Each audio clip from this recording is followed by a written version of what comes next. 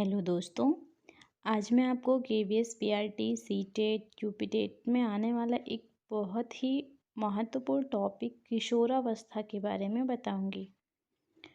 अभी अभी जो नया सिलेबस आया है केवीएस पीआरटी का, उसमें पेडागोजी सेक्शन में फर्स्ट यूनिट में एक टॉपिक है किशोरावस्था। देखिए, किशोरावस्था के बारे में, किशोरावस्था का विकास कैसे हुआ, इसके विकास के बारे में। अंग्रेजी में किशोरावस्था को एडोलसेंस कहते हैं। इस शब्द की उत्पत्ति लैटिन भाषा के एडोल्स केयर शब्द से हुई है, जिसका अर्थ है परिपक्वता की ओर बढ़ना। मतलब जब बच्चा बाल्यावस्था के बाद जो अवस्था आती है वो किशोरावस्था कहलाती है। मतलब जब बच्चा बाल्यावस्था से होकर जो दूसरी अगली जो अवस्था में जाता है उसको किशोरावस्था कहते हैं। परिपक्वता वृद्धि की सीमा मानी जाती है। मतलब जब व्यक्ति परिपक्व होने लगता है, मैच्योर होने लगता है, तो वो वृद्धि में आ जाती है। जर्शील्ड के अनुसार, जर्शील्ड महोदय ने क्या कहा है, किशोरावस्था वह अवस्था है जिसके द्वारा एक विकासमान व्यक्ति बाल्यावस्था से प्रौढ़ावस्था तक पहुंचता है। मतलब किशोरावस्था एक ऐसी अवस्था है जिसके द्वारा एक विकासमान व्यक्ति, जो व्यक्ति होता है, वो बाल्यावस्था से होकर किशोरावस्था में आता है, उसके बाद वो प्रौढ़ावस्था में पहुंचता है। मतलब बिना किशोरावस्था में आए व्यक्ति प्रौढ़ावस्था में नहीं जा सकता है। किशोरावस्था का अर्थ बालक की 12 वर्ष से 18 वर्ष तक की अवस्था से होता है। मतलब किशोरावस्था का समय जो होता है वो 12 से 18 वर्ष का होता है। किशोरावस्था बाल्यावस्था तथा युवावस्था का संधिकाल होती है। यह जीवन का एक महत्वपूर्ण काल होता है। क्यों महत्वपूर्ण कहा जाता है? क्योंकि किशोरावस्था एक ऐसी अवस्था है जिसमें बालक के अंदर बहुत सारे परिवर्तन होते हैं। बाल्यावस्था के बाद जब बालक किशोरावस्था में जाता है तो उसके आंतरिक, शारीरिक और मानसिक स्थिति में भी बहुत सारे बदलाव देखने को मिलते हैं। यहाँ हम किशोरावस्था के शारीरिक, मानसिक, भाषाई, संवेगात्मक व सामाजिक विकास पर चर्चा करेंगे।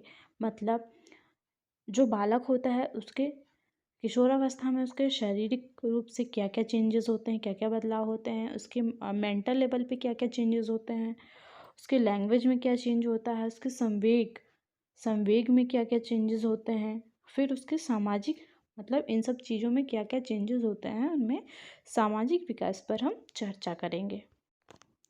देखिए, जिस तरह यहाँ पे जर्शील्ड जी ने अपनी परिभाषा दी है, उसी प्रकार एक स्टेनली हॉल जी हैं, इन्होंने किशोरावस्था को संघर्ष, तनाव, तूफान तथा विरोध की अवस्था कहा है। मतलब वह ये मानते हैं कि किशोरावस्था एक ऐसी अवस्था जिसमें संघर्ष, तनाव, तूफान तथा विरोध की अवस्था आती है। इसमें 2 भाग हैं, पूर्व किशोरावस्था, उत्तर किशोरावस्था।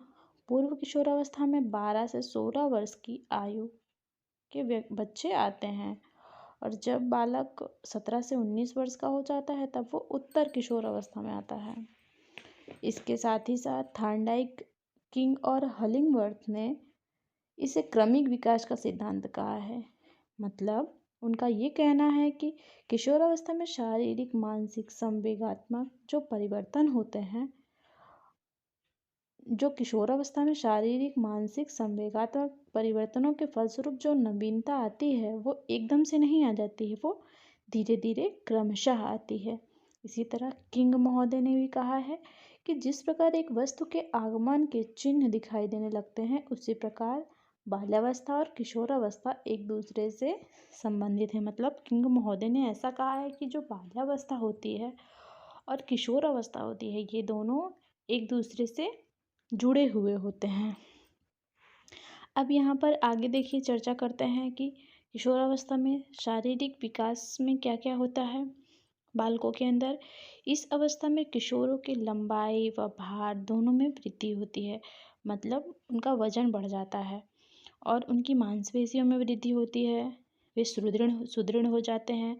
12 से 14 वर्ष की आयु, जो मैंने आपको बताया कि पूर्व किशोरावस्था 12 से 14 वर्ष की पूर्व किशोरावस्था तो 12 से 16 वर्ष की होती है, लेकिन जो 12 से 14 वर्ष की आयु होती है, इनके बीच लड़कियों की लंबाई तथा मांसपेशियां तेजी से बढ़ती हैं। और 14 से 18 वर्ष की आयु में, मतलब पहले लड़कियां बढ़ती हैं, फिर बाद में 14 से 18 वर्ष की आयु के बीच लड़कों की लंबाई व मांसपेशियां तेजी से बढ़ती हैं। इस आयु में लड़के व लड़कियां दोनों की हड्डियां मजबूत हो जाती हैं। हड्डियां तो मजबूत हो ही जाती है, उनके साथ ही साथ उनके बाह्य और आंतरिक और बाह्य अंग पूर्ण रूप से विकसित हो जाते हैं। भारत में लड़कियों में 13 वर्ष व लड़कों में 15 वर्ष में गोनाड ग्रंथियां क्रियाशील हो जाती हैं। मतलब हमारे अंदर एक ग्रंथि होती है जिसका नाम गोनाड होती है, वह 13 वर्ष में लड़कियों की और 15 वर्ष में लड़कों की क्रियाशील हो जाती है, जिसके फलस्वरूप उनमें प्रजनन अंग विकसित होने लगते हैं और फिर उनमें कुछ काम की मूल प्रवृत्ति जागृत हो जाती है। लड़कियों में बच्चे स्थल व उभार आता है, कूल्हे चौड़े होने लगते हैं और लड़कों के कंधे चौड़े व पुष्ट होने लगते हैं, दाढ़ी मूंछ उगने लगती है। फिर कुछ उनके जो मतलब शरीर में ये कुछ तरह तरह के जो है विकास होते हैं। उसके बाद कुछ शारीरिक दृष्टि से लड़कियों में 15 वर्ष की उम्र में पूर्ण नारीत्व विकसित हो जाता है। मतलब 15 वर्ष की उम्र तक लड़कियां एकदम औरत लगने लगती है, मतलब काफ़ी बड़ी हो जाती है।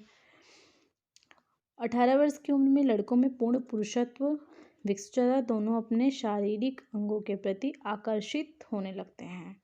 मतलब दोनों में अलग अलग जो भी चेंजेस होते हैं वो किशोरावस्था में पूरी तरह से बदलाव हो जाते हैं।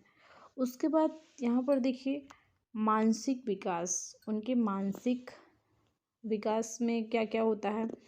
इस अवस्था में किशोर किशोरियों की बुद्धि का पूर्ण विकास हो जाता है, उनकी स्मरण शक्ति बढ़ जाती है, मतलब उनकी सोचने समझने की शक्ति काफ़ी तीव्र हो जाती है। अमूर्त चिंतन की शक्ति आ जाती है, अमूर्त चिंतन करने लगते हैं।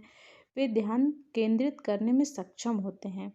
अगर वो ध्यान केंद्रित करें तो उनका दिमाग उस समय बहुत तीव्र होता है। कल्पना, चिंतन, तर्क, विश्लेषण, संश्लेषण सभी संज्ञानात्मक योग्यताएं आ जाती है। मतलब उनमें कल्पना करने की भी शक्ति आ जाती है, समझ आ जाती है, चिंतन भी कर लेते हैं, तर्क विश्लेषण संश्लेषण भी कर लेते हैं। वे समस्या से घबराते नहीं, उनका समाधान करने में सक्षम होते हैं। मतलब अगर कोई समस्या